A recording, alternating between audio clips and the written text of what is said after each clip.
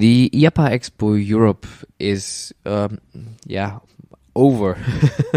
This year's version in Barcelona is like, let me look at my calendar, 4 weeks in the past. But nevertheless, we will have some IAAPA episodes still going on, and as you can imagine and maybe figuring out for yourself right now, this one will be an English version. But my guest in this episode can also speak German, but we decided to stay on the English language because it's much easier for us both. But first of all, welcome to How to Freizeitpark Abroad. This is the international business leisure podcast for leisure makers. My name is Stefan. I'm a self-employed freelancer for operations, HR and guest experience. So if you want to make the best for your guests and your staff members, feel free to contact me at contact@stefanburian.com or just hop into the show notes and look out for more information. My guest in this episode is very well known within this industry and also very well known at IAAPA. I had a small encounter on my very, very first IAAPA in Amsterdam a couple of years ago, where I was attending a session. It was a training session about guest interaction and also about being positive. So that was quite interesting and also quite inspiring because still up today I am thinking about this session because I was so amazed about his positive attitude, about his thoughtfulness, and there was a recent article at the Fun Word, which is the official magazine from the IAAPA, which can be also read online, and I was very interested in his person. So my guest today will be Massimiliano Freddi. He is the founder and CEO of Wonderwood, which is a nice small attraction in Italy. He's also a marketing professor. He's also IAAPA Chair 2025. He was in his past also first vice chair, second vice chair, chairman. He must own a furniture studio by now. Pun aside, he has seen lots of things, and he has quite a huge background with and about this industry. So I hope you will enjoy the next hour with me and Massimiliano Freddi as my guest.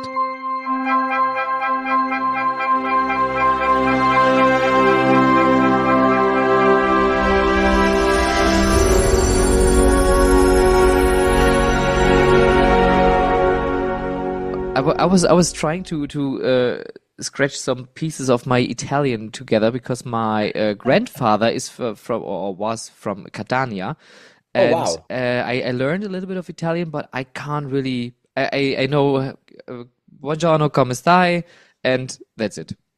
Okay. So you need an Italian vacation anytime soon. Sounds like an invitation. It is. Massimiliano, at first, thank you for being here. Really enjoying having you here because I think most of the people know you, have heard your name, have seen your face, especially when you are thinking about IAAPA. You are a very prominent figure there. But do you have a nickname? Massi, Max? Yes, Massi is okay. Massi or Max. Massi. Massi, tell me, why the amusement park industry? How did you get there? So, Stefan, first of all, thank you so much for inviting me. And why? Now, the usual silly answer would be why not? But the real answer to me is I didn't have a second option. I was a big theme park and attractions fan when I was a kid. In this nerdy way in which you are not interested into soccer, but you really, really are interested into trash cans inside a shopping environment of a theme park, and all that. So I was a theme park fan when I was a kid, and I always tell the story that I had a really terrible childhood, which is real.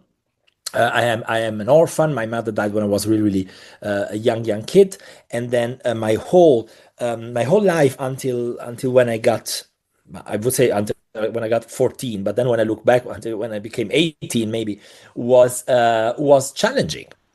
And so I think that parks were this sort of happy place, this sort of refuge where you could, it was not a place for hide. It was a place where you could feel all right for one day Mm-hmm. at least, and where the grown-ups were not fighting with each other and all that. So yeah, so I think that my love for parks started when I was a kid. It grew when I was a teenager, and so when I became a grown-up, in fact, I had this big dream of working for the industry. Now, I didn't know where was the entrance door, and as several other people, by the way. So there was this thing about parks are fun. It seems that people are working in parks mainly in operation. When you are a visitor, you think that there is just operation and not also all the other jobs, because of course operations play a huge role. But then we have everything from maintenance and engineering to cleaning up the parks to marketing to whatever legal department, you name it. So I had also the passion for communication, so I studied communication, and I couldn't find the place where communication would meet parks so well. And then if we had 5 hours and if our listeners would have 5 hours to listen, I could really tell all the steps that led me. It's like these sliding doors, like a movie from the 90s. But yes, so there was one day in which I got hired for an internship for the Italian department of Disneyland Paris, and it was actually for the press and PR and communication department, Ooh. and so that's how it started in the end. And when you, I mean, I know I have the same history, the same background. I was a fan, and suddenly I was, I don't know, it was 15 or 16. I was when with my parents in California, my very first time in Disneyland Anaheim, and I was just blown away what Yeah. this industry can do. And then I started working as you in a theme park, mainly in operations as a ride operator, and the first thing that came into my mind, oh, I hope it's not disillusional, because I have that passion and I have that excitement and I want to feel the same way before I work there. Did you have the same fear? The same fear, of course, of course. And I also must say that my boss, my first boss, she is an amazing person, and but she was also challenging in the right way, which means that she came from the tourism industry. So she was like several other people, somebody who was working for another industry and then started to work for our industry. So she was not passionate about the industry itself. And I remember that when I was during my internship and in my early years, she would repeat to me, you need to learn the job because in the end, this is a job. And Hmm. once you've learned it, you can apply to other industries and other things. And this to me also seemed like this mantra of don't fall in love too much, because with your professionality, you can do other stuff as well. And but can I tell you one thing? There has not been a single day then in which I really thought I don't want to work for this industry. So Yeah. I didn't think it disappointed me. Then when I went, so I started when I was 23, and when I was around 33, 34, yes, I had a dip in that moment, and I think that in my dip, I didn't see. I thought it was the industry. I thought it was there is no space for me here. But the real reality is that I was so confused and I felt such an imposter in that moment in my life. And I just copied and pasted Oh, that imposter syndrome on my yeah. job. And so that was a moment in which I spent 1 year in not working directly for the industry and trying to find my place in the world as if this wasn't my place in the world. But I didn't understand that, in fact, I was so wrong. That was my space and my place in the world. That was my industry. And it was just that in that moment of my life, I wasn't centered. I wasn't rooted. It was me. It was not the industry. And so I was back. It's not a you problem, it's a me problem.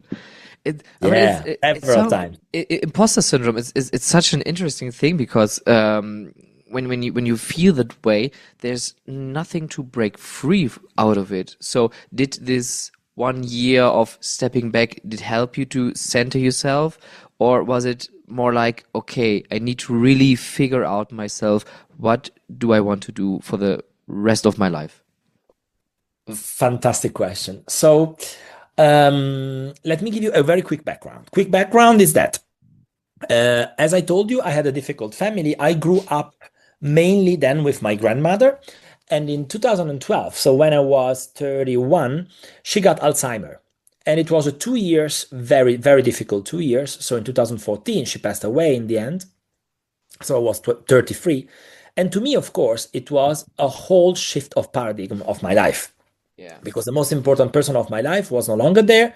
And I mean, several people are used that when they are 33, they still have their parents. It was not my case. So in that moment in which I felt lost, I also felt I had accomplished whatever I could accomplish in my previous job. I was general manager of Leolandia in Italy, which is a theme park dedicated to kids under the age of 12. So in that very moment, it came to I wanted to take this kind of sabbatic year or year off or whatever you call it, because I needed to make order, in my Sure. feelings, in my life and all that. But there was another thing where, I mean, I don't want to say every theme park enthusiast, but let's say several theme park enthusiasts would love to become Imagineers. That's it. Yeah. Okay, that's the thing. And not Imagineers for whatever company. They want to become for Walt Disney Imagineering, and Yeah. okay, that was my case. So when I was 33 in that moment, I understood that my communication background in the end was a tombstone to the possibility of becoming an Imagineer. I had also worked for Disney and stuff, but that was kind of the thing. So I said, okay, but what is a thing that I could have learned that would have led me closer to that? And what is the thing that I didn't dare to learn when I was 19 or 18? And it was, to me, cinema. So film production. So I decided to take a summer at UCLA. And it was very, very fun because I was, 34, and everybody doing a summer there was 22, 23. I was the oldest by far. And I decided to enroll, and I went there, so to California, to LA, with no expectations. And this was a key milestone to me, because I have enjoyed that summer. I have learned so much about storytelling, about filmography, all that. But it was that I wasn't there to get a grade. I wasn't there to get, a certificate. I didn't care. I was there to have fun and to talk to my younger self and say, hey, this is the thing you have been missing. So if you really want it, now that's the opportunity to go and get it. But maybe you will understand you don't want it so much. And that was the case, in fact. So I had this fantastic summer. Then when I went back for a few months, I still thought, oh, I could definitely make a career in that. But I wasn't so convinced. So then there is another thing that pops in. Since I come from marketing and communication, one of the most important marketing people on earth is Seth Godin. And one of his very famous books is The Purple Cow. So he's, for the people who study marketing, let's say that Philip Kotler is the one who has designed the theory of marketing, and Seth Godin is the one who put it into practice in a way. So Okay. Seth Godin creates this workshop online called the Alt MBA, and he would select at that time only 100 people around the globe to follow this workshop for 1 month remotely. And when we talk about remotely, we're talking about 10 years ago. It was before COVID, all that. Zoom. I've used Zoom for the first time in 2016. And funny enough, his company's name of Seth was called Do You Zoom Inc. And I thought he was the one who has created Zoom. Then I discovered, no, it was two separate things. But okay. Funny stories by side. So all of a sudden, I get chosen to be part of this 100 people workshop. And that thing changed me completely, because in 1 month I was, of course, home, but I would be in the workshop with other professionals that were like me, a little bit lost in that moment, or in a moment in which they wanted to kind of maybe skyrocket their career or change path, whatever. And so people like us do things like this. I met other people like me, and that thing was to me the ultimate platform that made me completely rethink the way I saw my job, the way I saw people, the way I saw success and losses and all that. And so after this 1 month of Alt MBA, they asked me to become a coach of Alt MBA. So I have then collaborated for 3 or 4 years in being a coach as well.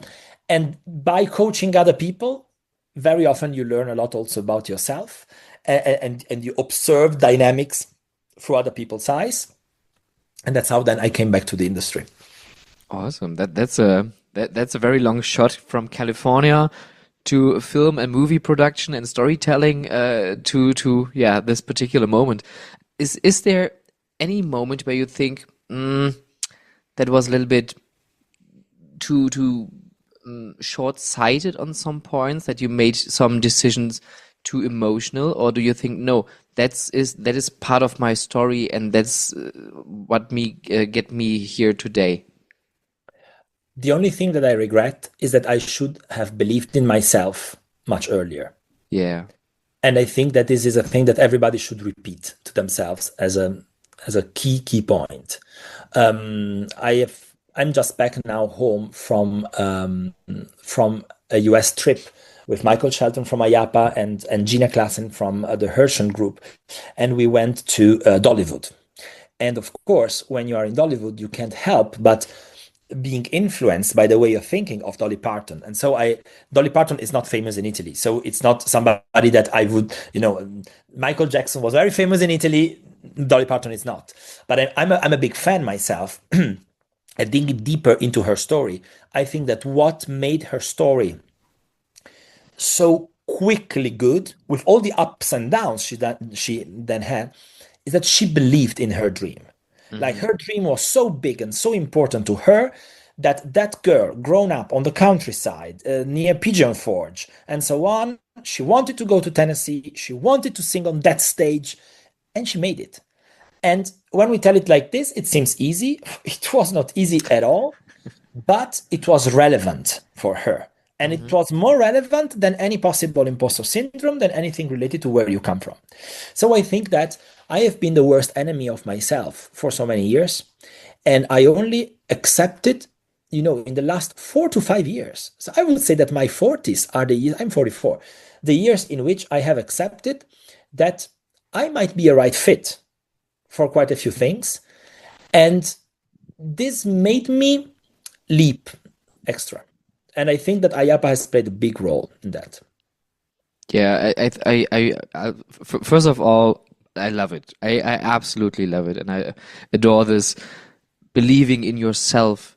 That you have to learn this, to accept yourself, to believe in yourself. Some people can do it more easily, like maybe Dolly Parton. I think the American culture is also a little bit more of this American way of life. Believe in yourself. You can achieve everything. When you're from Europe, you're a little bit more grounded. There's a little bit more of reality around you, especially when you have a tough history like you have. But I do believe in believing in yourself needs to be learned and is a very big part of what makes you move forward as well. And especially when you say you have so many people around you inspiring you, or like the IAAPA pushing you towards new goals, achieving new things, where you say, oh my God, I couldn't believe I have really done this because I have so many people around me helping and supporting me all the time. And not judging you all the time, because then, we are sometimes the worst judges of ourselves. Oh, yeah. Then we also know a few people who don't seem at all to judge themselves, and they could dedicate a few moments a day, just to take a look at it. But I've attended, when I was a kid, from my 5 to my 19, I've attended a German school. So I am very familiar. Ich spreche Deutsch. Also I'm sorry to interrupt you, but I was so confused in Barcelona that you were speaking German to me, and I was like, yeah, I really couldn't react. Wir können uns auf Deutsch unterhalten, sicherlich. So I graduated in German, and of course I had the German method, which is very different from the Italian method at school. So, for instance, there was something, I don't know if it exists still now, maybe it's a thing from the 80s and 90s, I don't know. But we used to have, after every test in school, we would have a Klassenspiegel, which meant that the teacher would go to the board and they would write down how many people got which grade. Yeah. So we were a small class. So it's very easy when you are 18 then to understand who got what. But let's say that the point there was that through that comparison, you would position yourself where you are standing in the class. And of course, there are the people who love competition, and that for them is a driver. But there are other people who get frustrated by competition, or in my case, me too. I got underwhelmed by that, and I also, all of a sudden, I started to decide I would no longer play the game. Like, if it's competition, then I'm not in the game. Yeah. Um, and this thing, I think it played a role, and I'm reflecting only right now about that.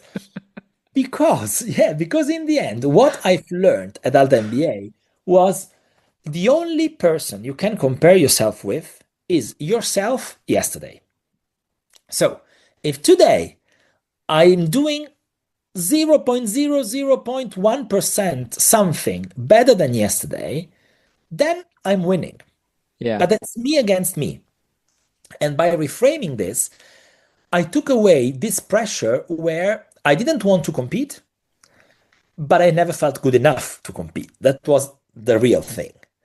And right now, I still don't want to compete because I'm not interested in competing, but I'm competing against myself. So all the time, I'm there in thinking, how can I raise the bar for myself? What can I learn? How can I see a situation of pressure and stress as a situation of curiosity? So one in which I can learn, I can see something that, and I remember that during big tension with a student we had when I was a coach, my head coach, while I was telling the story, and I was like so emotional and say, yeah, and the person said like this, and I felt like this, and so on. And she listened to me, and then she answers, how fascinating. I was like, how can you say how fascinating? But the how fascinating point of view is super powerful because all of a sudden you become a spectator and you want to understand the behind the scenes, and you're no longer involved into the emotion of that scary movie, but you want to understand how the scene was shot and what was the intention from both actors, and the director and all that. So I think that the how fascinating is another thing that became such a huge part of my life, and I observe 90%, maybe 99% of the situations with this curious kid point of view of, I want to understand more. What is behind this guest complaining? Like, what is the real deal here? Where is the fear? What are they afraid of? And so, of course, this reflects on myself. When I feel bad on my bad days, I really ask myself what I'm afraid of, and what I would do without the fear. And all these kind of coaching questions that help a lot. Wow, it's getting really deep here after 20 minutes.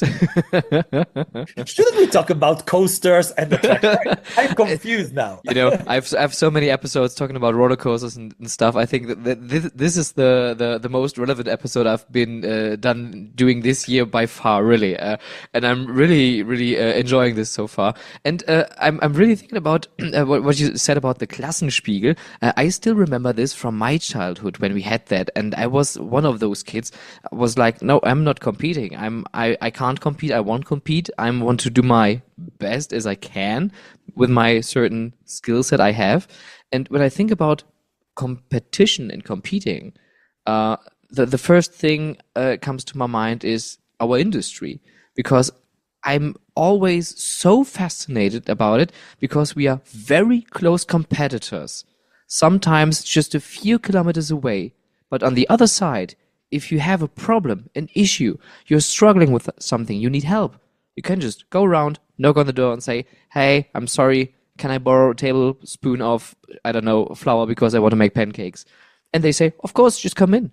How can this work? How do we, how is this working? That's beautiful. You said it. And it totally resonates to me because last week I had a conversation with Michael Shelton, and I was like, we need to understand, when was it the moment in which the need of an association, for instance, was not the need of an association due to, let's say, legal representation or lobbying or whatever, but it was a need between human beings. So a moment, because, there are several associations. You have the Heavy Machinery Association, and you have the Automobile Association. But these people, they won't share anything with each other. And whoever comes to work for our industry, they get blown away. They're like, oh, but in your industry, you share everything for real. And as you said, we are all good neighbors. So I would love historically to understand when was the tipping point in which there were a few human beings, maybe 2 or 3 of them, who all of a sudden decide that their philosophy of connecting would be a different philosophy. And so, and maybe this dates before Walt Disney. I mean, IAAPA is 108 years old. So it means that there was a huge life even before Walt Disney, of course, because we all date 1955 as the D-Day. But the real thing is that Walt Disney himself, he went to learn from Tivoli and other facilities that already existed. So it means that those people opened their doors. Of course, he was Walt Disney. When Walt Disney knocked on your door, you would open. But I think that there was something more, in it. And I really love that about our industry, because without this, I wouldn't be where I am. And I am always so thankful for that. When I was working for Leolandia, we had a record year in 2011. And the park was growing and everything was fantastic. You are in one of these years, and it had been growing for 3 or 4 years in a row. So good results after good results after good results. Then 2012, there was bad weather for sure, but we did a bit less than 2011.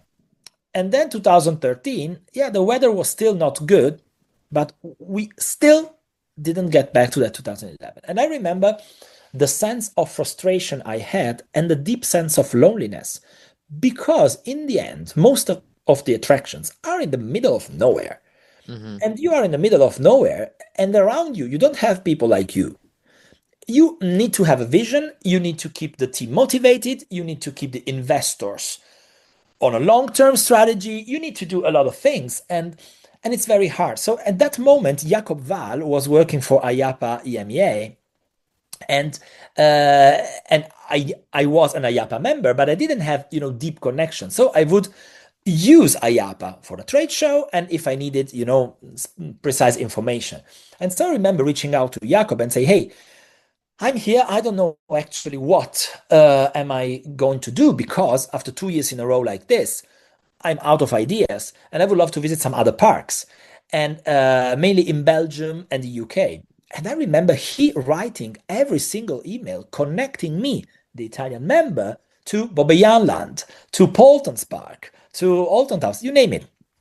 And everybody would welcome me.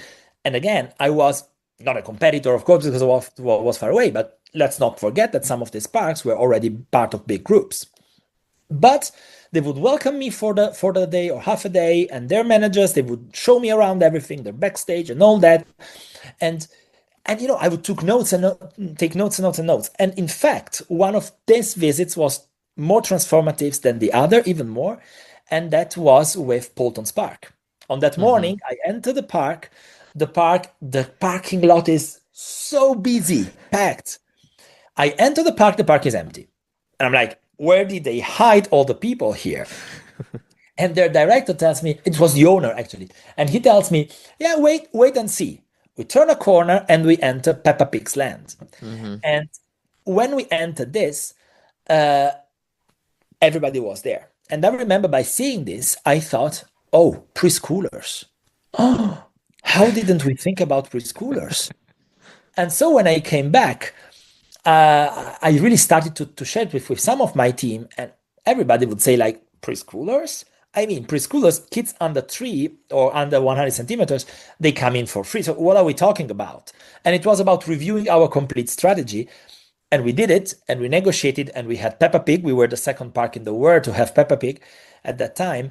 And it was transformative, but it was transformative because our industry is an industry where people connect. If this hadn't happened, if there wasn't any Jakob on that day connecting me with Paulton's Park, if there wasn't a Paulton's Park people welcoming me, and so on. Of course, now, when I look back, there was also the need of my curiosity and of taking the courage to tell to my team, next week, I'm away for the entire week. No, you won't see me at my desk. and I want to visit and I want to put some budget on this trip because I need to visit. And I visited in 2 weeks like 19 facilities, so it was really, really hectic. But now I see that that ingredient was needed as well. And to acknowledge that with yourself, it's a big thing, because the same story 5 years ago, I would have just told you about the luck and about, the generosity from other people, which played a huge role. It played 80% of the role. But this initial spark and that curiosity, that was mine. And so you need to acknowledge that, because when you acknowledge that, then you can do better things in future. Yeah, and if you have this situation, which is like running into a cul-de-sac, there's no way to escape. There's no way to figure out, because I think, or I can't really imagine how you feel in such a situation. But when you see your numbers not performing well in 2 consecutive years, then you are questioning yourself. So this is, I think, like a good strategy to again step away, observe, getting inspired, and see, okay, there's something more, like expanding my target group. Stefan, when I bounce a question back to you now. So when was a moment in which you decided to go from a safe career to becoming a freelancer? So what was a tipping point for you? What was a moment that made you really think, hey, I could really give it a try? Gee, I wasn't prepared for that. But it's a good question. Um, I was always working within operations, events, entertainments. My past contracted role was for operations HR, being the one responsible for our Aushilfen. We had our hosts. We had an attraction, but I was lacking creativity, and that what annoyed me, because I wanted to be more involved in transforming things, being the one who gets creative, not creative with a brush and paint. That's not my thing. I don't have any skills for that. But talking about procedures, working procedures, having SOPs ready to operate your attraction as efficient as possible. Because of course I'm German, I want to be efficient as best as I can. But sometimes what me was I was getting often frustrated when I saw that we are being too inefficient while we are, I don't know, uh, at the front of house at the reception desk, that handing out tickets and all the brochures, and here's a flyer and you can do that and that and that, but not focusing on our guests and having a good time and having a small chat, being more empathic, and not uh, like a check-in counter on an airplane, on a airport, where you just throw your stuff on the desk and you just hop away, and that's your customer journey. And I was convinced that I can transform those procedures for my clients. And at this time, I had two requests from some friends, and there we are back again. IAAPA connections, networking, speaking about some projects, some new attractions, and that was the time I was thinking, okay, there is a need, not a big need, but there is a need. There's a small window of trying to get in there, and I tried it, and that was before COVID. So thanks for nothing. So I was getting freelancing during COVID. I tried to get a part-time job because COVID, there was no needs for the theme parks, which is completely understandable. We had other problems during the pandemic times. But yeah, that was my drive, to be more for the guests and for the staff members, because when you have lucky staff members, you have lucky guests, satisfied guests, but you can only achieve it when you have staff members who understand what they're doing and they have all the right tools with them during their job. I really love what the story you're sharing. It resonates so much to me, because it brings it back that we are not, companies for companies or companies for guests. We are people to people. That's Yeah. that's what this industry is about. So if we're talking about our team members, or if we're talking about our guests, um, that's really about people, and people have problems. We all have problems. So even a leisure day even a day out with your family, it solves a problem. And if we keep this in mind and we try to dig deeper into what is the problem or the problems you are trying to solve or to get relief, to find relief from, then this is where you do what you do best. So I think that sometimes our industry is driven in communication mainly a little bit too much from I want to break a record, so record breaking, or it's a me. I have this, I have that, and you can do this, and so on. And we have this lack of empathy, funny enough, that would make us really tackle what's the problem in there. Yeah. And how can I make this guest experience not a functional one, as you said, that the check-in one is a functional one, to an emotional one? How can I use every transaction to make it a meaningful transaction? Because then the question now is not we are putting automated kiosks for fast foods or not, or online ticketing and not. The point is, if we do this, first of all, how can the UX be amazing when it comes to those things? But the second thing is, with the time we freed up from the guests, first of all, and from our team members, how can we then create the space for meaningful interactions? Yes. And this is a thing where I think there is a deep lack of know-how we have. Maybe that's a good space for consultancies as well. But I remember I have one of my best friends in the industry is Stefan Schaub from Schokoversum. Oh, we've been together on the education committee for a few years. We are really great friends, and really, she's somebody who I deeply love. Steffi, I want to tell you the word. I deeply love you, and we both are married, but it's love. It's love. I'm married with a guy, by the way. I will give her a text after the session. Yes, do that.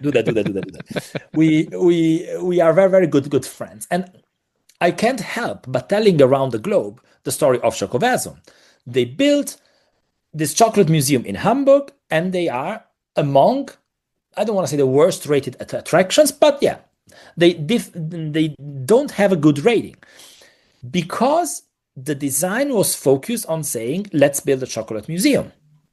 And then the reflection from Stephanie and team are what happens when we decide that the experience will be a human-driven experience, so that you can't access the experience by yourself. You need to have a guide. And that tour guide can turn the experience upside down. Long story short, of course, Schokoversum becomes one of the best rated attractions in Hamburg, and it delivers great results afterwards. So choosing to have a human driving the experience was a winning situation. Somebody knocking the door of a consultant, the consultant would have said, hey, why don't you do 3 interactive walls and then here touch screens everywhere and you give them a device, the QR codes, augmented reality. That's bullshit, because we don't need more technology in our hands. Yeah. We need technology behind the scenes, for sure. Technology that build a wow, but we need human interactions, because this is the worst moment in humans' history when it comes to feeling of loneliness. All researchers around the globe are saying the same. Now, I always mention a research on 3,000 individuals that was run almost 2 years ago in the US, in China, and in the UK. So 3 continents. 78% of the respondents, all grown-ups, say that loneliness is an epidemic. They feel lonely as hell. Can I tell you something, Stefan? That's true. I feel lonely as well. And I continue to meet people all over the place who might be smiling and happily mingling and drinking a cocktail, but then inside they are less connected than how they were 10 or 20 years ago. I am missing this big tables in my kitchen with all the friends because everybody's busy, everybody's traveling, everybody's, all that. So I think that parks and attractions are places that can really help solve the situation. Because in our places, people are obliged to have fun together. That's the only thing you should have there. This means it's like a team building.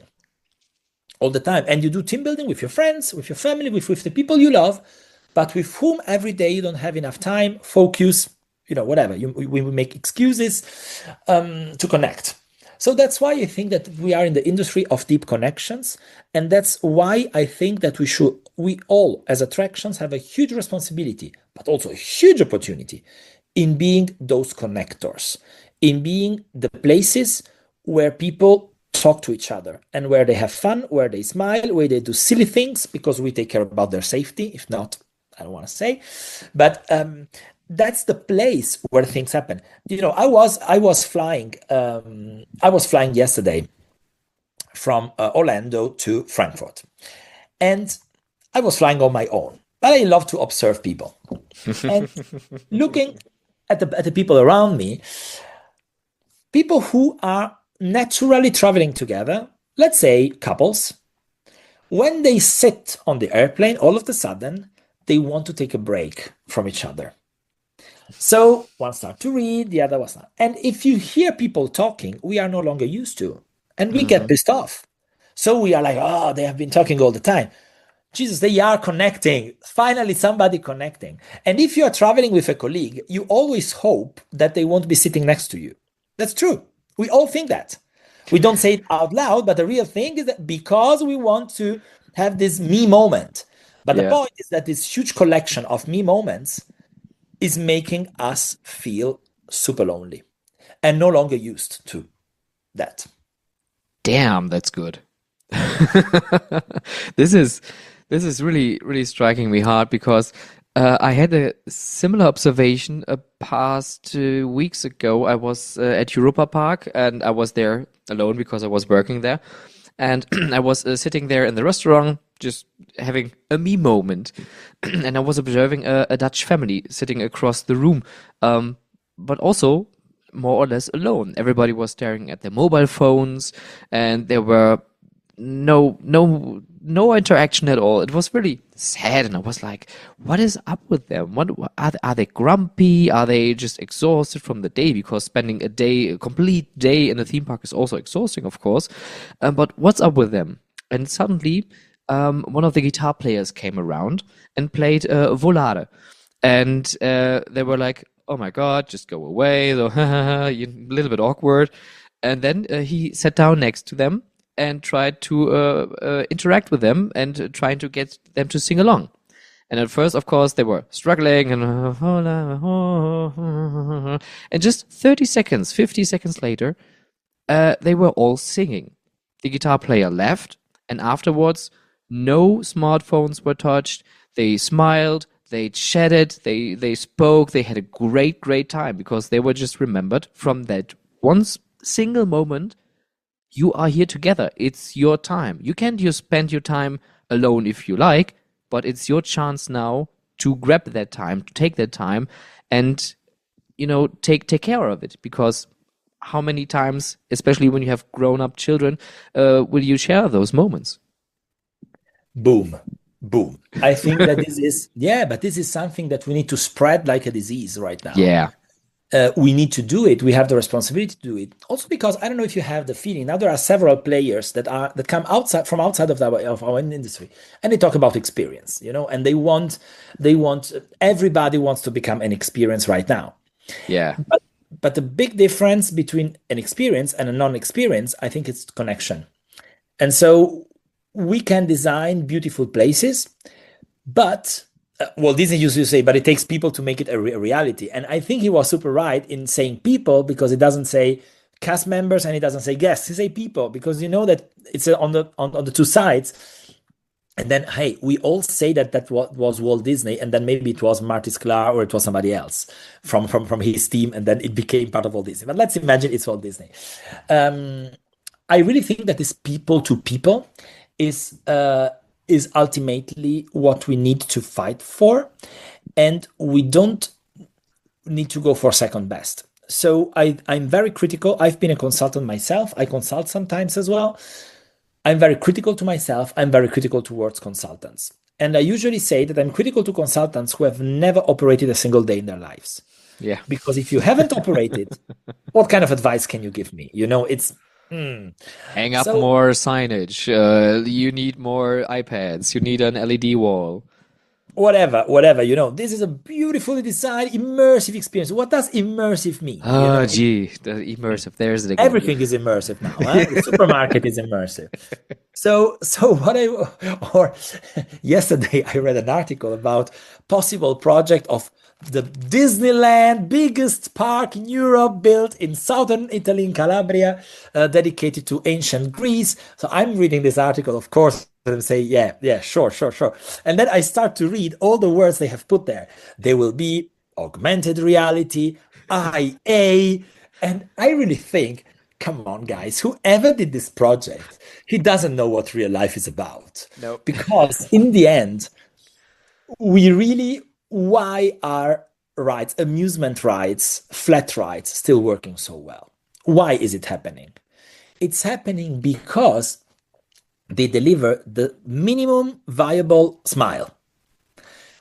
And in a positive way, I'm saying this. So it doesn't take rocket science to deliver smiles. I was in Covent Garden 2 weeks ago before catching a plane. I love London, so I said, okay, I'll have a walk in Covent Garden, have 2 hours before my flight. I'll go to Covent Garden.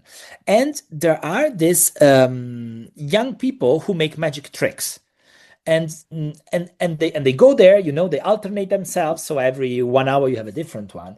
And at the beginning you see, of course, people are staying away, then you have one person watching, then two people watching, and then it starts, and at the end we were maybe 40 people there.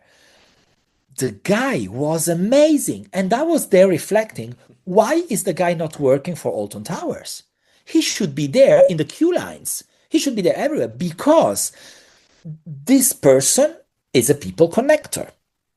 And again, is somebody who is able to use magic and magic trick. We call them magic tricks. We know they are tricks, but we don't know. We don't want to know what's behind the scenes because we love to be entertained. We love that thing, and I think that we love the fact that the people next to us, they are not able as well to understand what's behind there, and that's the magic.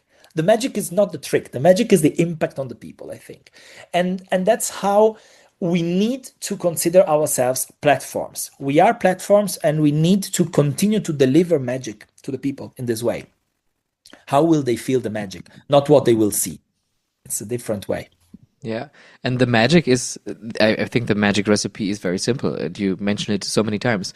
People for people. If we have interaction, if we have an honest interaction, and I'm not talking about like, hey, how you doing? Nice to see you here. I mean, this can be funny in a humorous way, but that's not real. But if you are, when I think about my greatest moment I had on my working days back in Legoland Malaysia Resort was standing at the turnstiles every morning, about an hour. My hands were bleeding, just giving high five to every people, every guest. It doesn't matter how old they are, and just say, hey, nice to meet you. Thank you. Welcome. Come in. And it was so entertaining and such a mood booster for me. And especially the interaction I had with almost every single customer or guest in the morning. And they were like, oh, people are noticing me. I'm not alone here. You made me think of one thing that I want to double check just before saying it out loud. So hold on. Yeah.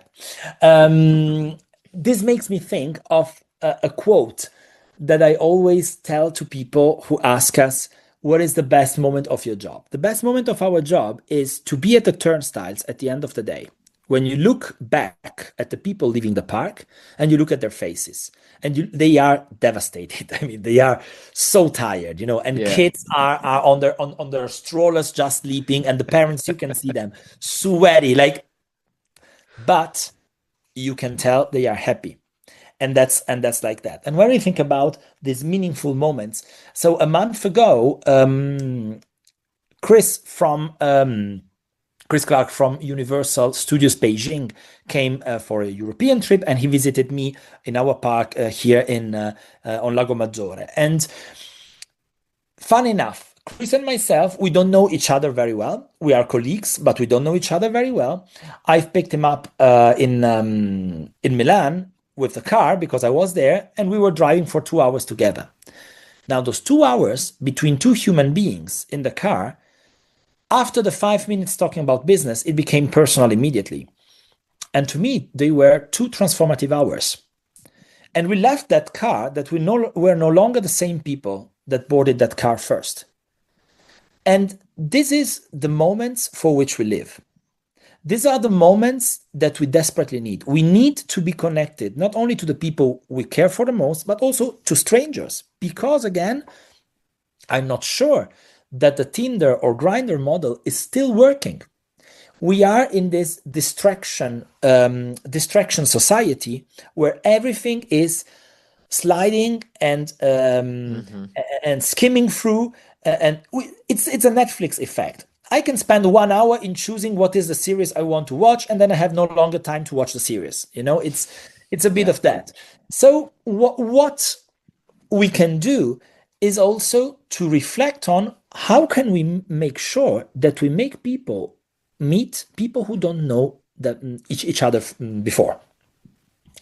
So that's interesting, because of course we are not used to be matchmakers, but this is a huge issue, because if people feel lonely, they don't know how to meet new people, not only because they want to fall in love, but also as friends.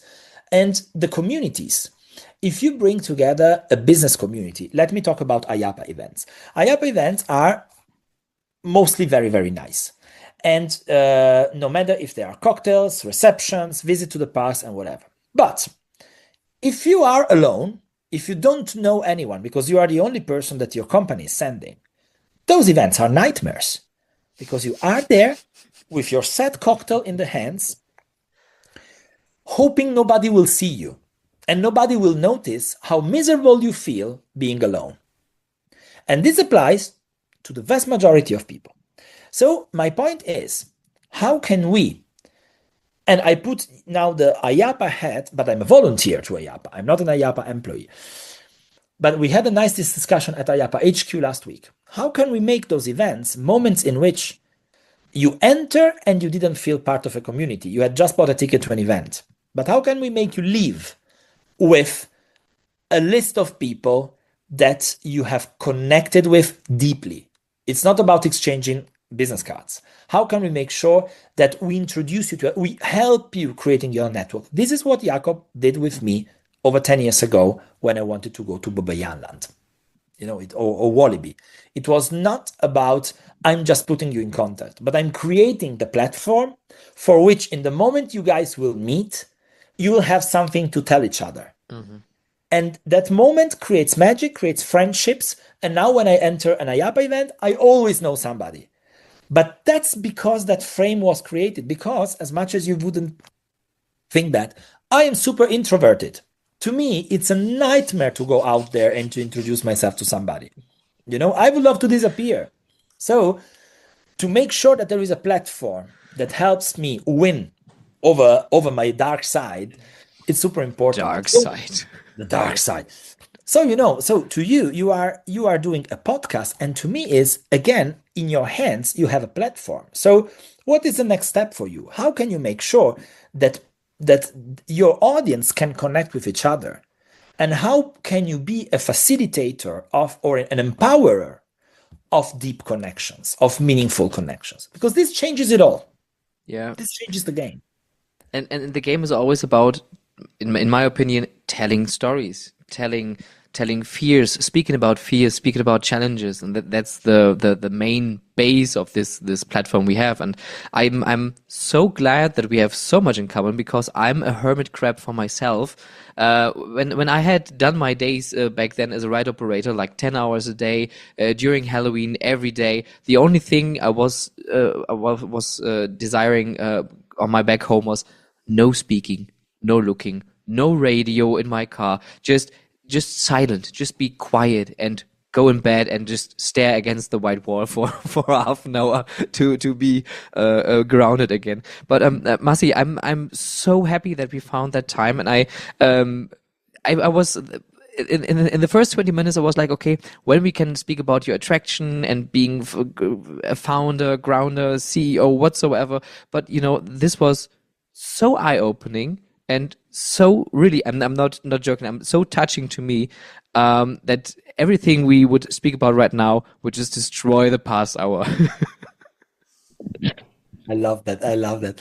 Stefan, I think you gave me a great opportunity to talk about the things that matter the most to me and that I think are super relevant. They're relevant for us, older people, but they are very relevant for students and young professionals even more. Yes. And so I think that this is where we have the responsibility to open doors. And sometimes it takes time, it's slow, it doesn't have a return on investment. When you talk about companies, doesn't have a short time return on investment, but I think that this is the big responsibility we have. So the encouragement that I just want to give to everybody who's listening is, if you are young, if you are a student, if you are a young professional, you will have a space in this industry, 100%. Like, there is no doubt. And you need to make sure you find people like you. And this part is in your hands. So whatever it is, it can be a podcast, it can be a meeting, it can be a IAAPA. This creates the opportunity to make it come to life even more. But then you need to have this inner driver, and you need to make sure you kind of fight for that. And the first person you need to fight against is yourself, most of the times.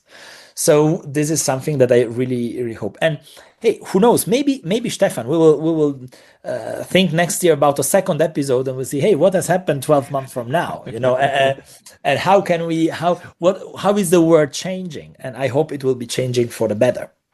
I hope so as well. And yeah, let's do this next year again. Massi here at my podcast, and I'm so happy. Thanks again, much appreciated spending time together here before the weekend hits, and lots of things and thoughts to think about the next days. Massi, thank you so much. Stefan, herzlichen Dank. Mit dem ganzen Herz. Voll im Herz. Really, from the bottom of my heart, it was really a very, very, very good conversation to me. So you made my day. Thank you.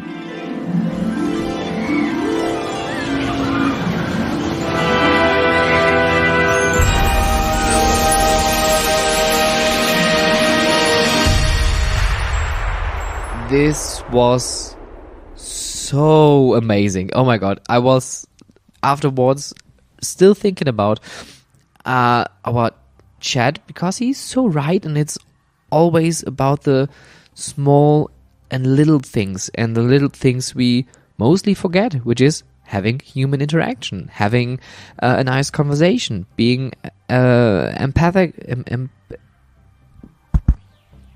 or having a little bit of empathy for our guests, and of course for our staff members as well, because they are the ones who are bringing the whole magic to life. And everything is all an illusion, but in the end we need to make this illusion but in the end we have to make this illusion work. And this is where our staff members come in, their team leaders, we as managers, directors, head-offs, whatever your role title might be, we are all in the same boat, and we need to think about what is the most important thing. And one thing I really need to address as well, we spoke about technology and implementation of technology within our industries, and technology like AI, like VR, AR should always be just the tool to accomplish something, but not the whole thing, not the center point of what we do.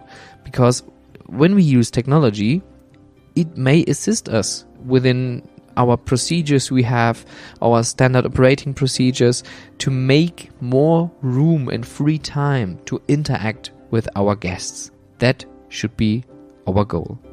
If you want to find out more about Massimiliano Freddi, there is a link in the description to his LinkedIn profile, also to the article at the Fun World magazine, if you want to read a little bit about his history and what he's doing right now. And I think we will catch up next year one more time just to speak about his present thoughts, his development in the past 12 months, and also about his own attractions. Thank you so much for listening, and I wish you a fantastic time.